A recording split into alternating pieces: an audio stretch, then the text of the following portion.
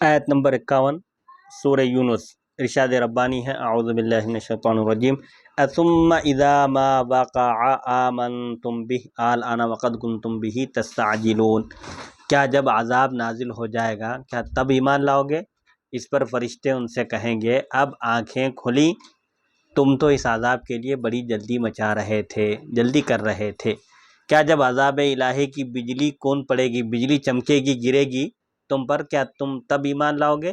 یہ ظرف آمنتم بھی کے متعلق ہے، اور آمنتم بھی یہ شرط کی جزا پر معطوف ہے۔ یہ ایک جو شرط ہے اذا ما وقع، جب عذاب آئے گا، واقع ہوگا، تو کیا جب ایمان لاؤ گے تم، آمنتم بھی اس کی جزا ہے، خواہ محذوف ہو یا مذکور ہو، وہ چھپی ہوئی ہو یا لفظوں میں موجود ہو۔ تقدیر عبارت یوں ہوگی ان اتاکم عذابہ ندمتم ثم آمنتم به ای بالعذاب او بمن اخبر به، یعنی اگر تمہارے پاس اس کا، یعنی جب اللہ تعالیٰ کا عذاب آ جائے گا تم اس وقت کف افسوس ملو گے اور پھر اس عذاب الہی پر ایمان لاؤ گے، یا جس نے اس عذاب کی خبر دی ہے اس پر اس وقت ایمان لاؤ گے۔ حمزہ انکار کے لیے ہے، یعنی کیا تم اس وقت ایمان لاؤ گے، یعنی اس وقت بھی تم ایمان نہیں لاؤ گے، کہ تم اس وقت ایمان لاؤ گے جب تم ہی ایمان کا لانا کچھ مفید نہ ہوگا، جب ایمان لانا فائدہ نہیں دے گا تو کیا اس وقت ایمان لاؤ گے؟ یا تقدیر عبارت، پوشیدہ عبارت یوں ہوگی،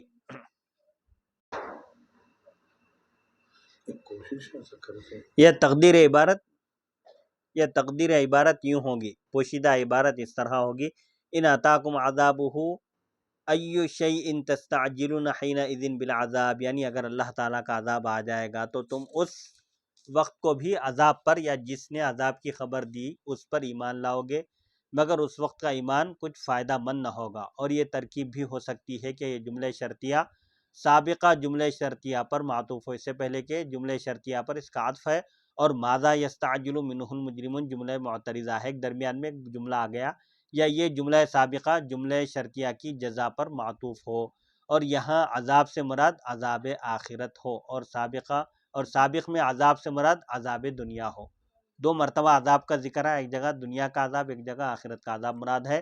مطلب یہ ہوگا کہ تم خود ہی بتاؤ اگر اللہ تعالیٰ کا عذاب دن یا رات کے وقت دنیا میں آ جائے تو تم شرمندہ ہوگے، یا تم کس عذاب کی جلدی مچاؤ گے؟ جب آخرت کا عذاب تم پر واقع ہو جائے گا کیا تم اس وقت جلدی مچاؤ گے، یعنی جلدی کرو گے؟ جب آخرت کا عذاب تم پر واقع ہو جائے گا کیا تم اس وقت ایمان لاؤ گے جب تمہیں ایمان فائدہ مند نہ ہوگا؟ اور اس وقت تم ایمان کیوں نہیں لائے جب تمہارے لیے ایمان نفع بخش ہے، یعنی نفع بخش تھا؟ اور ایمان کا نفع تو صرف دنیا میں ایمان قبول کرنے پر ڈیپینڈ ہے، ٹکا ہوا ہے، بشرطے کہ سانس غرغرے تک نہ پہنچ جائے، یعنی نزاع کی کیفیت میں اگر کوئی مسلمان ہو جائے تو اس کا اعتبار نہیں ہے، یعنی موت سے پہلے ایمان کی دولت کا نفع ہے، فائدہ ہے۔ جب چراغ زندگی گل ہو رہا ہو، زندگی کا چراغ بجھ رہا ہو، اس وقت ایمان کچھ سود مند نہیں، فائدہ مند نہیں ہے۔ آل آنا سے پہلے قول محذوف ہے، یعنی تم جب عذاب الہی کو دیکھ کر یا موت کے وقت ایمان لاؤ گے تو تم سے کہا جائے گا اب ایمان لاتے ہو، اب ایمان لاتے ہو، جب ایمان لانے کا کچھ فائدہ نہیں ہے۔ حضرت نافع حمزہ کے حذف اور اس کی حرکت لام کو دے کر پڑھتے ہیں، اور باقی قراء لام کے سکون اور اس کے بعد حمزہ کو باقی رکھ کر پڑھتے ہیں، یعنی آل آنا، الآنا، اور تمام حمزہ استفہام کے بعد حمزہ وصلی میں تسہیل کرتے ہیں۔ یہ مختلف قراتیں ہیں، اَأَنذَرْتَهُمْ میں جیسی ہے نا، اَأَنذَرْتَهُمْ اَأَنذَرْتَهُمْ، یہاں پر بھی اسی طرح تسہیل یعنی حمزے کو آسان کر کے پڑھتے ہیں، یا اس میں اور اس کے جیسے حروف میں حمزہ کو مدہ میں قلب کرتے ہیں، یعنی اس کو کھینچنے میں بدل دیتے ہیں، جیسے آل آنا وقد عصیت میں ہے، آذکرین اللہ خیرون، یہاں اس کے جیسی مثالیں دے کر بتاتے ہیں کہ اس میں تسہیل حمزہ ہے، کسی نے بھی اس کو ثابت نہیں رکھا۔ الذکرین اللہ ایسا نہیں پڑھے، سب اللہ، الذکرین آل آنا، اور کسی نے بھی اس کے اور اس حمزے کے درمیان فرق نہیں کیا جس سے پہلے الف ہوتا ہے، کیونکہ وہ ضعیف ہوتا ہے، جبکہ اس سے پہلے تم اس عذاب کی دھمکی پر استہزاء اور مذاق کرتے ہوئے اس کی آمد کا مطالبہ کرتے تھے۔ یہ جملہ آمنتم مقدر فعل کے فاعل سے حال ہے، ایک فعل ہے پوشیدہ، اس کے فاعل سے یہ حال بن رہا ہے، کیا اب تم ایمان لاتے ہو، اس طرح یہ مطلب ہوگا۔ یہ تھی تفسیر آیت نمبر 51 کی۔ آیت نمبر 52 سورہ یونس، ارشاد ربانی ہے، اعوذ باللہ من الشیطان الرجیم، ثم قیل للذین ظلموا ذوقوا عذاب الخلد هل تجزون الا بما کنتم تکسبون وَيَسْتَنْبِئُونَكَ أَحَقٌّ هُوَ، یہ اس کے بعد کی آیت ہے۔ آیت نمبر 52 کا ترجمہ ہے، پھر کہا جائے گا ظالموں سے کہ چکھو اب دائمی عذاب کا مزہ، کیا تم ہی بدلہ دیا جائے گا بجز اس کے جو تم کمایا کرتے تھے، یعنی جو تم دنیا میں کیا کرتے تھے اسی کا تم کو بدلہ دیا جا رہا ہے۔ اس کا قبل مقدر پر قیلہ مقدر پر عطف ہے، اس سے پہلے کہ قیلہ پر اس کا عطف ہے، یعنی جنہوں نے شرک کے گھناؤنے فعل کا ارتکاب کیا، یعنی جنہوں نے شرک جیسے قبیح برے کام کا ارتکاب کیا، یعنی برا کام کیا، ان سے کہا جائے گا اب دائمی عذاب کا مزہ چکھو، تمہیں صرف اور صرف تمہارے کفر اور معاصی کی سزا دی جائے گی، یہ کفر اور معاصی گناہوں کی سزا دی جائے گی۔ آیت نمبر 53 سورہ یونس، ارشاد ربانی ہے، اعوذ باللہ من الشیطان الرجیم، وَيَسْتَنْبِئُونَكَ أَحَقٌّ هُوَ قُلْ إِي وَرَبِّي إِنَّهُ لَحَقٌّ وَمَا أَنْتُمْ بِمُعْجِزِينَ، اور وہ دریافت کرتے ہیں، پوچھتے ہیں آپ سے، کیا یہ واقعی سچ ہے؟ آپ فرمائیے ہاں بخدا، خدا کی قسم یہ سچ ہے، حق ہے، اور تم اللہ تعالیٰ کو عاجز کرنے والے نہیں ہو۔ اے محمد صلی اللہ علیہ وآلہ وسلم، یہ آپ سے پوچھتے ہیں احق ہوا، کیا وہ حق ہے؟ توحید الہی یعنی اللہ کا ایک ہونا، نبوت، قرآن، قیامت یعنی قیامت کا قائم ہونا، اور عذاب و ثواب، کیا یہ حق اور سچ ہیں؟ یہ کافر آپ سے پوچھتے ہیں، یا آپ ہم سے مزاح کرتے ہو، یعنی یہ واقعتاً یہ سچ ہے یا آپ مذاق کر رہے ہیں اور ہمیں بے حقیقت دھمکیاں دیتے ہو؟ کفار اس طرح کا سوال کرتے ہیں۔ حق مبتدا ہے اور جو مسند الیہ نہیں ہے، اور ضمیر مرفوع خبر کے قائم مقام ہے۔ احق ہوا، کیا وہ حق ہے؟ اور حق خبر مقدم ہے، حرف استفہام ہے، حق یہ خبر مقدم ہے، ہوا مبتدا ہے۔ یہ عربی زبان کے قواعد ہیں کہ عام طور پر مبتدا پہلے آتا ہے، خبر بعد میں آتی ہے، یہ قاعدہ ہے عمومی عام طور پر، لیکن کبھی اس کا الٹا بھی ہوتا ہے، پہلے خبر آتی ہے بعد میں مبتدا آتا ہے، اس میں حصر مقصود ہوتا ہے۔ مطلب کیا ان کے سوال کا انداز کیا تھا؟ کیا یہ سچ ہے؟ خبر یعنی قیامت کا قائم ہونا اور رسالت، نبوت، توحید، قرآن وغیرہ کے بارے میں پوچھتے ہیں۔ اور پھر جملہ یستنبئونک کا مفعول ہے، یہ پورا جملہ مل کر یستنبئونک کا مفعول بن رہا ہے۔ اے ممدوح کائنات، اللہ تعالیٰ فرماتا ہے اے ممدوح کائنات، یعنی وہ ذات گرامی جن کی ساری کائنات نے مدح کی، تعریف کی اور اس کو اپنے لیے سعادت سمجھا، آپ فرما دیجئے ہاں قسم بخدا، اللہ کی قسم، یہ حق ہے۔ جو بنیادی عقائد ہیں اسلام کے یہ حق ہیں، اس میں شک و شبہ کی کوئی گنجائش نہیں ہے۔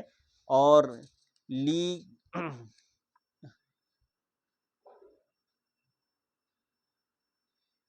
ای کی یا کو نافع اور ابو عمرو نے فتحہ سے اور باقی قراء نے سکون کے ساتھ پڑھا ہے۔ قل ای، یا کے سکون جزم کے ساتھ، ای جو اصل قرات ہے، اور بعض قاریوں نے اس کو ایا، جیسے وقل انی انا، انیا پڑھتے ہیں اس کو، جیسے بعض قاریاں، تو اسی طرح یہاں پر بعض قاریوں نے قل ای کو ایا پڑھا، یا کے زبر کے ساتھ۔ اے کفار مکہ، تم عذاب سے بچنے والے اور اس کے فوت کرنے والے نہیں، یعنی عذاب سے چھٹ کر بھاگ نہیں سکتے، کیونکہ جو کسی چیز سے عاجز ہوتا ہے وہ اسے فوت کرنے والا نہیں ہوتا ہے، یعنی جو کسی چیز سے بے بس ہوتا ہے وہ چیز اس سے چھوٹ نہیں سکتی، اس کا تعاقب کر کے ہی رہتی ہے۔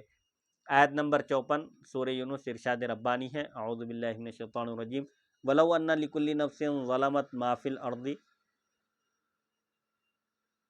لَافْتَدَتْ بِهِ وَأَسَرُّوا النَّدَامَةَ لَمَّا رَأَوُا الْعَذَابَ وَقُضِيَ بَيْنَهُم بِالْقِسْطِ وَهُمْ لَا يُظْلَمُونَ، اور اگر ہم ظالم شخص کے لیے روئے زمین کی دولت ہو تو بھی وہ ساری دولت بطور فدیہ دے دے، اور وہ ظالم دل ہی دل میں پچھتانے لگے جب دیکھا انہوں نے عذاب کو، اور فیصلہ کر دیا گیا ان کے درمیان انصاف کے ساتھ، اور ان پر ظلم نہیں کیا جائے گا۔ اگر اس شخص کے پاس جس نے اللہ تعالیٰ کا شریک بنا کر یا حدود شریعت سے تجاوز کر کے اپنے اوپر ظلم کیا، شرک بہت بڑا ظلم ہے، ان شرک لظلم عظیم، زمین کے تمام خزانے ہوں اگر مشرک کے پاس، تو وہ عذاب سے بچنے کے لیے تمام کے تمام فدیے کے طور پر، معاوضے کے طور پر جان چھڑانے کے لیے دے دے، تب بھی وہ اپنی جان نہیں چھڑا سکتا۔ اللہ یہ اکبر۔ یہ افتدت لفتدت بھی ای لفدت بمعنی فداہو ہے، باب افتعال سے ہے، لیکن ثلاثی مجرد کے معنی میں ہے، فدا یفدی، فدیہ دے کر، معاوضہ دے کر اپنی جان چھڑانے کے معنی آتے ہیں۔ اگر اس کے پاس روئے زمین کی دولت ہو، پوری زمین بھی اگر سونا ہو، سونے کی شکل میں ہو، اور وہ دے کر اپنی جان چھڑانا چاہے، دوزخ کے عذاب سے بچنا چاہے، تو نہیں بچ سکتا۔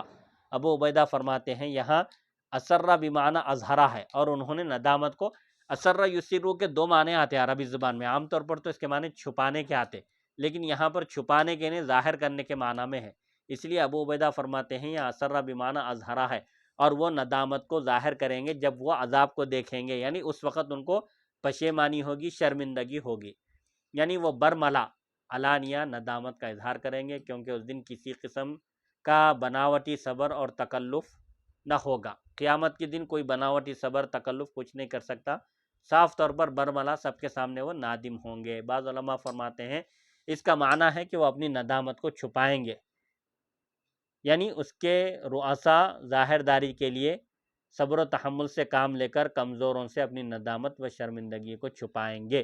جو دنیا میں جو کفر کے سرغنے تھے، شرک کے سرغنے تھے، بڑے بڑے جو لوگوں کو ایمان لانے سے روکتے تھے، وہ لوگ بھی اس دن بتکلف اپنی ندامت کو چھپائیں گے، لوگوں کے سامنے ظاہر ہونے نہیں دیں گے، ان لوگوں کے سامنے جن کو انہوں نے ایمان لانے سے روکا تھا، تاکہ وہ ملامت نہ کریں اور عار نہ دلائیں، یعنی جن کی بات سن کر یہ کفار مسلمان نہیں ہوئے تھے، اسلام سے رک گئے تھے، ان کے سامنے ان کے کفر کے سرغنے، ان کے جو متبع تھے قائدین، وہ لوگ اظہار نہیں کریں گے ندامت کا، کیوں؟ کہیں ان کے نچلے لوگ ان کو عار نہ دلائیں، ان کو برا بھلا نہ کہیں، ملامت نہ کریں۔ حوالے کے لیے دیکھیں معالم التنزیل جلد 3 صفحہ 163۔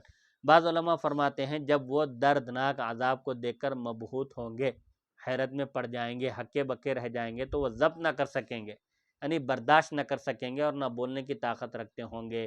بعض علماء فرماتے ہیں اس کا معنی ہے کہ وہ شرمندگی میں اخلاص کا اظہار کریں گے، کیونکہ شرمندگی کا اخفاء اس کا اخلاص ہے، شرمندگی کو چھپانا یہ اخلاص ہے۔ یا کہا جاتا ہے سر الشیء چیز کا، سر الشیء چیز کا خلاصہ، عربی زبان میں کسی چیز کا جو مغز اور خلاصہ ہوتا ہے اس کو سر الشیء کہا جاتا ہے، کیونکہ وہ بھی چھپائی جاتی ہے اور اس پر بخل کیا جاتا ہے، یعنی لوگوں سے اس کو بچایا جاتا ہے، محفوظ رکھا جاتا ہے۔ گویا وہ شرمندگی کے اظہار میں مخلص ہوں گے، اس کو چھپائیں گے نہیں، علانیہ برملا پشیمانی، ندامت اور شرمندگی کا اظہار کریں گے۔ ظالموں اور مظلوموں کے درمیان فیصلہ عدل و انصاف پر مبنی ہوگا، نہایت انصاف اور عدل کے ساتھ دونوں کا فیصلہ کر دیا جائے گا۔ یہاں مظلوموں کے لیے بھی ظلم کا لفظ ذکر کیا گیا ہے، مطلب یہ ہے کہ مظلوموں کی خاطر ظالموں پر عذاب کا فیصلہ کیا جائے گا، مظلوموں کو ان پر کیے گئے ظلم و ستم کا بدلہ دلانے کے لیے ظالموں کے لیے عذاب کا فیصلہ کیا جائے گا، اور وہ فیصلہ پورے عدل و انصاف پر مبنی ہوگا، انہیں کسی نہ کردہ گناہ کی سزا نہ دی جائے گی۔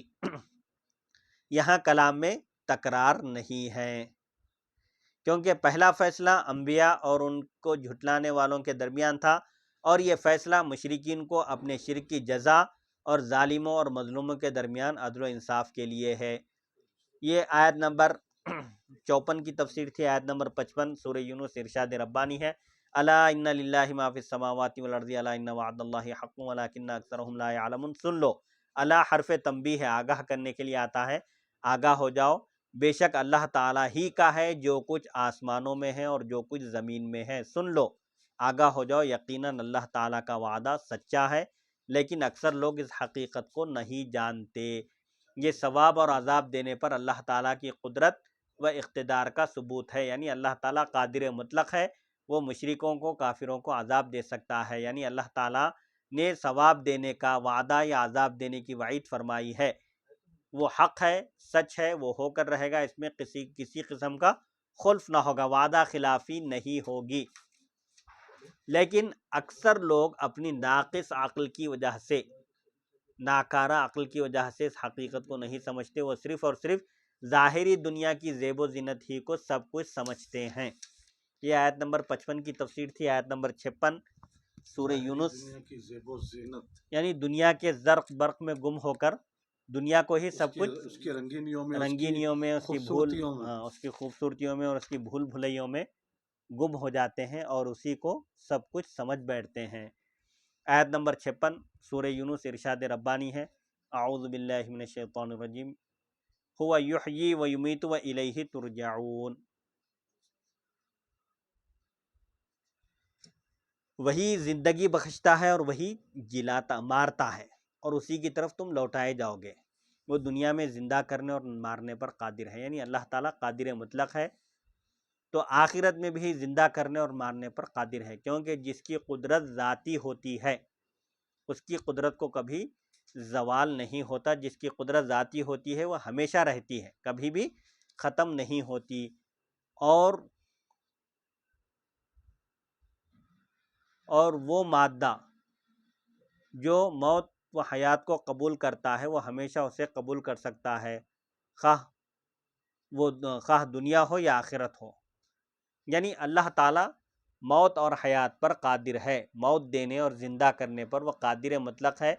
آخرت میں بھی وہ دوبارہ زندہ کرنے پر قادر ہے. مرنے کے ساتھ اور قیامت کو حشر کے ساتھ اسی کی طرف لوٹائے جاؤ گے. یعنی مرنے کے بعد یا قیامت جب بپا ہوگی اس وقت تم کو اسی کی طرف لوٹایا جائے گا، سب کو اسی کی بارگاہ میں لوٹنا ہے. آیت نمبر 57 سورہ یونس ارشاد ربانی ہے. یا ایھا الناس قد جاءتکم موعظۃ من ربکم وشفاء لما فی الصدور وہدی ورحمۃ للمؤمنین. اے لوگو، آ گئی تمہارے پاس نصیحت تمہارے پروردگار کی طرف سے اور آ گئی ہے شفا ان روگوں کے لیے جو سینوں میں ہیں. یعنی جو سینوں میں جو بیماریاں ہیں سب کے لیے قرآن مجید سراپا شفا ہے. روگ جیسے اردو میں کہتے ہیں نا، ایک روگ لگا ہوا ہے، ایک بیماری ایک پریشانی میں ہے بلکہ، تو وہ روگ ہے. یہ روگوں کے لیے جو سینوں میں ہے، یعنی ہر قسم کی ظاہری باطنی ہر بیماری کی شفا قرآن مجید میں موجود ہے. سراپا شفا ہے، رحمت ہے، اور اہل ایمان کے لیے یہ ہدایت اور رحمت اہل ایمان کے لیے ہے. جو ایمان والے ہیں ان کے لیے سراپا ہدایت ہے اور رحمت ہے. موعظت سے مراد قرآن ہے، یعنی قرآن حکیم محمد صلی اللہ علیہ وآلہ وسلم کی زبان کے ذریعے تمہارے پاس آیا اور یہ سراپا نصیحت ہے، مکمل خیر خواہی ہے، سراپا تنبیہ اور تذکیر ہے. یعنی مخلوق کو آگاہ کرنے کے لیے، خواب غفلت سے جگانے کے لیے ہے. ہر نیک اور صالح عمل کی ترغیب دیتا ہے، نیکیوں کی طرف بلاتا ہے اور ہر برائی اور غلط کاری سے روکتا ہے. قرآن مجید برائی سے اور غلط کام سے روکتا ہے، یعنی بعض امور کا حکم دیتا ہے اور بعض چیزوں سے منع کرتا ہے.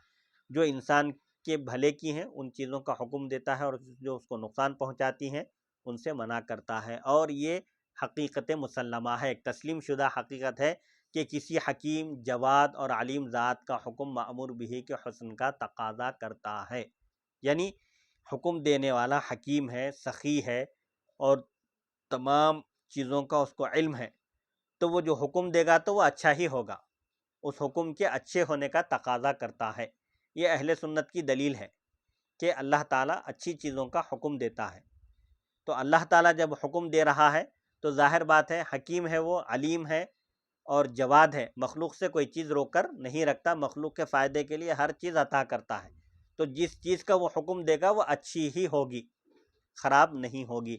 پس وہ فعل جس کام کا اللہ نے حکم دیا یقیناً وہ مرغوب ہوگا، رغبت والا ہوگا، اس کو کرنا چاہیے اور اس پر اجر بھی مرغوب مرتب ہوگا. یعنی بندے اگر اللہ کے حکم کو بجا لائیں گے تو وہ اپنے فضل و کرم سے ان کو اجر بھی دے گا. اور ہمہ داں و ہمہ بھی ذات کا کسی فعل سے منع کرنا اس فعل کے قبیح ہونے کا مقتضی ہوتا ہے.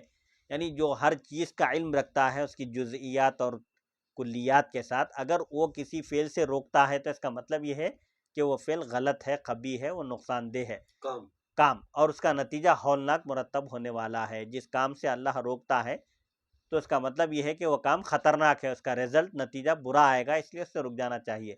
قرآن حکیم کی دوسری صفت یہ ہے کہ ہر لا علاج اور کہنا مرض کا علاج ہے. ہر لا علاج بیماری کا اس میں علاج ہے اور ہر پرانے بیماری کا علاج ہے. بعض امراض قدیم ہو کر لا علاج ہو جاتے ہیں، لیکن قرآن مجید اپنے اندر ہر ظاہری اور باطنی بیماریوں کا علاج رکھتا ہے. یعنی وہ امراض، وہ بیماریاں جو تمہارے دلوں میں موجود ہیں، مثال کے طور پر عقائد فاسدہ، غلط خیالات، غلط عقائد اور ما سوی اللہ سے امیدیں، مخلوق سے امیدیں اور ان سے قلبی تعلقات وابستہ کرنا وغیرہ، ان سب چیزوں کو صاف و شفاف کر دیتا ہے قرآن۔ ابن مردوہ نے حضرت ابو سعید خدری سے روایت کی ہے، ابن مردوہ ایک مفسر ہیں، ابن مردوہ نے حضرت ابو سعید خدری سے روایت کی ہے کہ ایک شخص رسول اللہ صلی اللہ علیہ وآلہ وسلم کی بارگاہ میں حاضر ہوا اور عرض کی، یا رسول اللہ میرے سینے میں تکلیف ہے۔ آپ صلی اللہ علیہ وآلہ وسلم نے فرمایا، قرآن پڑھو کیونکہ اللہ تعالیٰ کا ارشاد ہے وَشِفَاءٌ لِمَا فِي الصُّدُورِ۔ حضرت واصلہ بن اسقع کی حدیث اس کی شاہد ہے، یعنی گواہ ہے، جو امام بیہقی نے شعب الایمان میں ذکر کی ہے۔ وہ ہدن، قرآن کی یہ تیسری صفت ہے، موعظت ہے، شفا ہے، ہدایت ہے، کہ یہ عقائد حقہ، جنت کے راستے اور قرب الہی کے مراتب کی طرف رہنمائی کرتا ہے، لے جاتا ہے، اللہ تعالیٰ کا تقرب حاصل کرنے کے جو درجے ہیں اس تک پہنچاتا ہے۔ رسول اللہ صلی اللہ علیہ وآلہ وسلم نے فرمایا، قرآن کے قاری کو ارشاد ہوگا، قرآن پڑھتا جا اور بلند ہوتا جا، یعنی جنت کی سیڑھیاں چڑھتا جا، اور قرآن کو ترتیل سے ایک ایک آیت پڑھتا جا، ایک ایک درجہ بلند ہوتا جا، وہی مطلب ہے۔ اور قرآن کو ترتیل سے پڑھ، جیسے دنیا میں ترتیل یعنی ٹھہر ٹھہر کر پڑھتا تھا، ترتیل سے پڑھتا تھا۔ تیرا آخری مقام وہ ہوگا جہاں تو آخری آیت کی تلاوت کرے گا۔ مگر یہاں ہندو پاک میں ایک بڑا المیہ ہے، یہاں اللہ سبحانہ و قرآن مجید میں ارشاد فرماتا ہے کہ قرآن کو ترتیل سے ٹھہر ٹھہر کر اطمینان سے پڑھو۔ تو ہمارے یہاں ہندو پاک میں جو حفاظ ہیں، یہاں کی اکثریت بعض جو ہے تو پورا باقاعدہ قرآن کو نعوذ باللہ گھاس کا ایسا کاٹتے ہیں، یعنی اس قدر رفتار تیز پڑھتے ہیں کہ ایک ادائیگی بھی صحیح نہیں ہوتی۔ جی، یہاں پر حکم ہے کہ قرآن کو ترتیل سے ٹھہر ٹھہر کر ادا کرو، پڑھو، اور اس کا مخالف اس کا الٹا پڑھتے ہیں، جی، جو کہ ایسا نہیں کرنا چاہیے۔ بالکل بجا فرمایا آپ نے، کیونکہ یہ روایت ترمذی میں ہے، باب من قرأ حرفا من القرآن جلد 2 صفحہ 115، یعنی قرآن کو ٹھہر ٹھہر کر اطمینان کے ساتھ بہتر ادائیگی اور تجوید کے قواعد کا لحاظ کرتے ہوئے پڑھنا چاہیے۔ اس حدیث کو امام احمد، امام ترمذی اور ابو داؤد اور نسائی نے حضرت عبداللہ بن عمرو سے روایت کیا ہے، اور یہ ایمان والوں کے لیے اللہ تعالیٰ کی طرف سے سراپا رحمت ہے، کیونکہ ایماندار ہی اس کتاب لا ریب کی تلاوت اور اتباع کر کے فیض یاب ہوتے ہیں۔ ایمان والے ہی اس کتاب کی تلاوت کرتے ہیں اور اس کی پیروی کر کے فیض پاتے ہیں اور فائدہ اٹھاتے ہیں۔ امام بغوی فرماتے ہیں، رحمت سے مراد محتاج کو نعمت عطا کرنا ہے۔ یہ قرآن محتاج کو نوازتا ہے، کیونکہ اگر کوئی بادشاہ دوسرے بادشاہ کو تحفہ دیتا ہے تو اسے رحمت نہیں کہا جاتا، اگرچہ وہ تحفہ اور ہدیہ ایک نعمت بھی ہو۔ کیونکہ اس نے وہ نعمت کسی محتاج کو نہیں بلکہ ایک بادشاہ کو دی ہے۔ حوالے کے لیے دیکھیے معالم التنزیل جلد 3 صفحہ 164۔ تو یہ قرآن اللہ تعالیٰ کا کلام ہے، اللہ تعالیٰ بادشاہ ہے، اب ساری کائنات کا خالق اور مالک ہے، بے نیاز ہے، صمد ہے۔ وہ کس کو دے رہا ہے؟ مخلوق کو جو سراپا محتاج ہے۔ تو بادشاہ کی طرف سے ملنے والا یہ تحفہ انعام ہے، یعنی قرآن مجید محتاج کی ایک نعمت ہے۔ آیت نمبر 58 سورہ یونس، ارشاد ربانی ہے، اعوذ باللہ من الشیطان الرجیم، قل بفضل اللہ وبرحمتہ فبذلک فلیفرحوا هو خیر مما یجمعون۔ اے حبیب صلی اللہ علیہ وآلہ وسلم، آپ فرمائیے یہ کتاب محض اللہ تعالیٰ کے فضل اور اس کی رحمت سے نازل ہوئی ہے، پس چاہیے کہ وہ اس پر خوشی منائیں، یہ بہتر ہے ان تمام چیزوں سے جن کو وہ جمع کرتے ہیں۔ اے محمد مصطفیٰ صلی اللہ علیہ وآلہ وسلم، اللہ تعالیٰ نے آپ کے غلاموں پر احسان فرمایا ہے کہ انہیں لا ریب کتاب عطا فرمائی، ایک ایسی کتاب عطا فرمائی جس میں کسی قسم کا شک و شبہ نہیں ہے۔ آپ بطور شکریہ فرمائیے کہ اس کتاب مقدس کا آنا جو سراپا نصیحت، ہدایت ہے، جو امراض کہنہ کا علاج ہے، یعنی پرانے قدیم بیماریوں کا جس میں علاج ہے، فقط یہ اللہ تعالیٰ کا احسان عظیم اور اس کی رحمت ہے۔ یہ ہمارا استحقاق نہیں تھا، ہمارا کوئی حق نہیں تھا، بلکہ یہ اس کی بندہ نوازی کی ایک جھلک ہے۔ اس فضل عظیم اور رحمت پر یا قرآن کی آمد پر جشن مسرت منایا کرو، اظہار فرحت و انبساط کیا کرو، خوشی کا اظہار کرو۔ اس کی تقدیر عبارت یوں ہے، فَبِذَلِكَ لِيَفْرَحُوا فَلْيَفْرَحُوا۔ یہاں پر جو جشن مسرت یعنی جشن کا لفظ ہے، جشن کا لفظ ہے، جیسا مختلف یہ خاص دنوں پر جو جشن منایا جاتا ہے، جی، جیسا میلاد دنیا میں النبی، جو میلاد النبی ہے، جشن میلاد النبی، جیسا دنیا دار لوگ اپنی دنیاوی اعتبار سے جشن مناتے ہیں، تو اللہ سبحانہ یہاں پر باقاعدہ جشن منانے کا حکم، یعنی بہت زیادہ خوشی منانے کا حکم. جی، اور اس میں خاص بات یہ ہے جو جشن کی میں جو عرض کر رہا ہوں وہ صحیح ہے. جی، جشن یعنی خوشی کا اظہار مسرت، کسی نعمت کے ملنے پر خوشی کا اظہار کرنا چاہیے شریعت کے حدود میں رہ کر، اس میں کوئی غیر شرعی عمل نہ ہو. جی شریعت کے حدود کا لحاظ کرتے ہوئے، شریعت کے حدود میں رہتے ہوئے اظہار خوشی اگر کریں تو یہ شریعت میں پسندیدہ ہے. اس لیے اللہ تعالیٰ نے فَلْيَفْرَحُوا فرمایا. اس میں اتنی بڑی آسانی اور سہولت عطا فرمائی کہ حضور صلی اللہ علیہ وآلہ وسلم مفسرین کی تفسیر کے مطابق آپ فضل اللہ بھی ہے، رحمت اللہ بھی ہے. اللہ کا خاص فضل ہے آپ. وَلَوْلَا فَضْلُ اللَّهِ عَلَيْكُمْ وَرَحْمَتُهُ لَاتَّبَعْتُمُ الشَّيْطَانَ. سورہ نساء میں اللہ تعالیٰ نے فرمایا کہ اگر تم پر اللہ کا فضل اور اس کی رحمت نہ ہوتی تو تم سب شیطان کے پیچھے چلتے. تو وہاں فضل اللہ اور رحمت اللہ سے مراد حضور کی ذات ہے. سبحان اللہ. تو سبحان حضور اللہ. کی آمد پر خوشی منانے کا حکم ہے. اس میں اللہ تعالیٰ نے فَلْيَفْرَحُوا جو فرمایا، اس میں ہر ایک کے لیے سہولت ہے. خوشی منانے کے لیے آدمی تندرست ہونا، صحت مند ہونا، حرکت میں رہنا. اگر کوئی بیمار ہے تو ان تو یہ نہیں کر سکتا. تو خوشی منانے کے لیے کیا ہے؟ فَلْيَفْرَحُوا. یہاں اللہ تعالیٰ نے ان نعمتوں کے ملنے پر خوشی کا اظہار کرنے کے لیے نماز پڑھنے کا حکم نہیں دیا، روزہ رکھنے کا حکم نہیں دیا، حج کرنے کا حکم نہیں دیا، یا کوئی ایسا عمل کرنے کا حکم نہیں دیا جس میں انسان خود ڈائریکٹ شامل ہو. لیکن فَلْيَفْرَحُوا کہا تو اس میں سہولت اور آسانی یہ ہے کہ اگر کوئی بیمار ہے، بیڈ پر ہے، فریش بھی ہے، تو ان بھی اظہار مسرت کر سکتا ہے حضور پاک علیہ الصلوۃ والسلام کی میلاد کے مبارک موقع پر. یہ اللہ تعالیٰ کا بہت بڑا انعام ہے کہ خوشی میں کسی ایک عبادت کے ساتھ خاص نہیں کیا، کہ ہر کوئی اپنے اپنے دائرے میں رہ کر اپنی وسعت کے حساب سے اظہار مسرت کر سکتا ہے.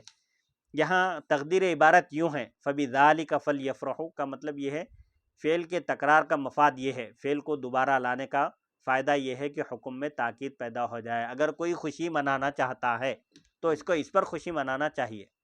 خوشی منانے کے لائق تو یہ چیزیں ہیں، رحمت اور فضل. ہائے ہائے ہائے. نیز یہ ثابت ہو جائے کہ فرحت و مسرت اللہ تعالیٰ کی رحمت کے نزول، فضل و احسان اور کتاب مقدس کے نزول کے وقت خاص ہے.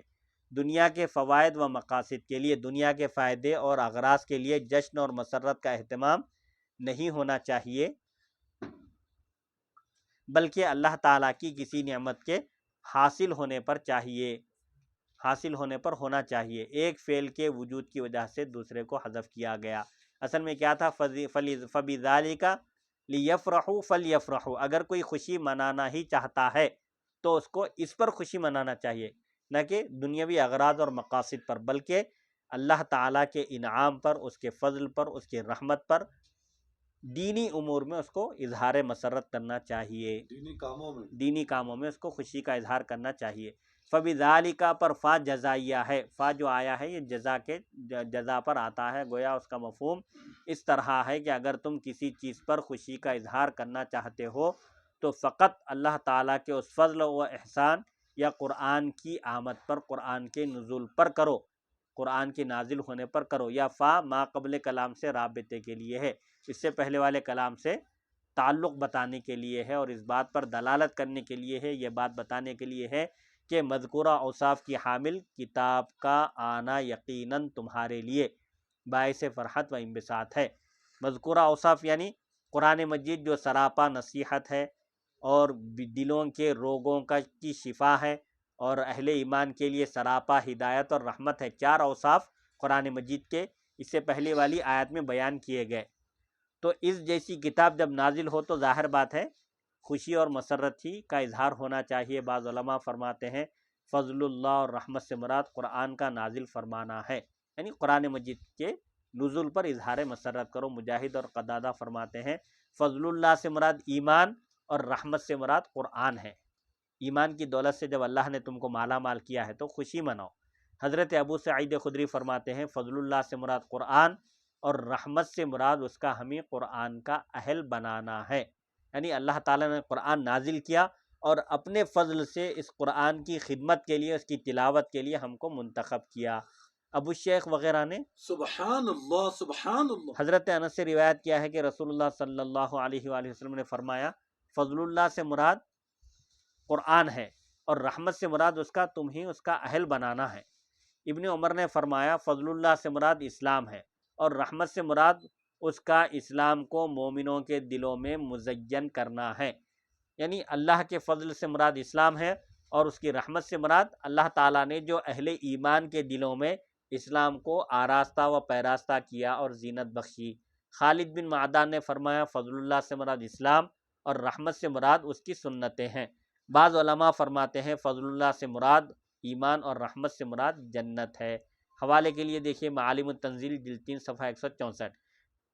ان تمام اقوال میں با اسی فعل کے متعلق ہے، فلیفرحوا فبذالک، فلیفرحوا مطلب فلیفرحوا بذالک، اسی پر ان کو خوشی کا اظہار کرنا چاہیے، جس کی تفسیر ما بعد فعل کر رہا ہے، اس کے بعد والا فعل اس کی وضاحت کر رہا ہے۔ تقدیر عبارت یوں ہوگی بفضل اللہ وبرحمتہ فلیعتنوا ولیفرحوا، یعنی اللہ ہی کے فضل اور اس کی رحمت کا اہتمام کرنا چاہیے اور خوشی کا اظہار کرنا چاہیے۔ اس فعل کے تکرار کا پہلا فائدہ تاکید اور اجمال کے بعد بیان ہے۔ کیا فائدہ ہے؟ تاکید بتلانا ہے اور جو چیز اجمالی تھی اس کو پھر تفصیل بیان کرنا ہے، اس پر خوشی کا اظہار کرنا چاہیے۔ دوسرا فائدہ یہ ہے کہ فرحت و خوشی کے جذبات کا اظہار اللہ کی رحمت و فضل کے وقت واجب ہے۔ فرحت اور خوشی کا اظہار کرنا رحمت الہی اور فضل الہی کے وقت واجب ہے، ضروری ہے۔ ایک مثال دے کر بتائیے۔ فضل یہاں پر جیسے اللہ کے فضل اور اس کی رحمت پر خوشی کا اظہار کریں، یہ حکم دیا گیا، امر کا صیغہ ہے، یہ امر غائب۔ تو یہاں یہ بات بتائی جا رہی ہے کہ اللہ تعالیٰ کا اگر فضل ہو اور اس کی رحمت ہو، اب اس سے فضل سے کیا مراد ہے، رحمت سے کیا مراد ہے، مختلف تفاسیر گزر چکی ہیں۔ بعض نے فضل سے اسلام مراد لیا اور رحمت سے ایمان مراد لیا ہے۔ بہرحال مختلف جو تفسیریں ہیں اس حساب سے قرآن کا نزول یہ بھی ایک رحمت ہے، فضل ہے۔ حضور پاک علیہ الصلوۃ والسلام کی آمد یہ بھی ساری کائنات کے لیے رحمت ہے، جیسا کہ اللہ تعالیٰ نے آپ کے بارے میں فرمایا کہ ہم نے آپ کو ساری کائنات کے لیے سراپا رحمت بنا کر بھیجا۔ تو حضور پاک علیہ الصلوۃ والسلام کی ولادت باسعادت کے موقع پر بھی اظہار مسرت واجب ہے، کیونکہ آپ فضل اللہ بھی ہیں، رحمت اللہ بھی ہیں۔ سبحان اللہ سبحان اللہ۔ ہاں۔ یعقوب نے فلتفرحوا کو تا کے ساتھ یعنی اصل کا اعتبار کر کے پڑھا ہے، قل بفضل اللہ وبرحمتہ فبذالک فلتفرحوا، ایک قرات میں ہے یہ، کیونکہ امر میں خطاب کا صیغہ اصل ہے۔ امر جو حکم جو دیا جاتا ہے غائب کو نہیں، اصل میں کیا ہے، حاضر کو، سامنے والے کو دیا جاتا ہے۔ تو اس اصل کا اعتبار کرتے ہوئے انہوں نے فلیفرحوا کے بجائے فلتفرحوا کہا کہ تم کو خوشی منانا چاہیے۔ ابو داؤد نے حضرت ابی بن کعب سے روایت کیا ہے کہ رسول اللہ صلی اللہ علیہ وآلہ وسلم نے قل بفضل اللہ وبرحمتہ فبذالک فلتفرحوا، یعنی تا کے ساتھ آپ صلی اللہ علیہ وآلہ وسلم نے پڑھا ہے۔ اس ضمیر کا مرجع ذالکہ ہے، ہوا خیرن، ہوا کی ضمیر کدھر جا رہی ہے، وہ بہتر ہے ان تمام چیزوں سے جو کچھ یہ جمع کر رہے ہیں۔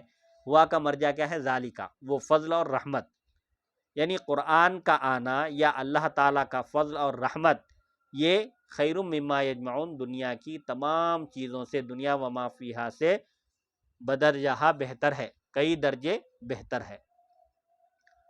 انشاءاللہ آیت نمبر 59 سورہ یونس کی اس پر تفسیر روشنی ڈالی جائے گی اگلی نشست میں۔ وصلی اللہ تعالی علی خیر خلقہ سیدنا محمد و آلہ و صحبہ اجمعین والحمد للہ رب العالمین۔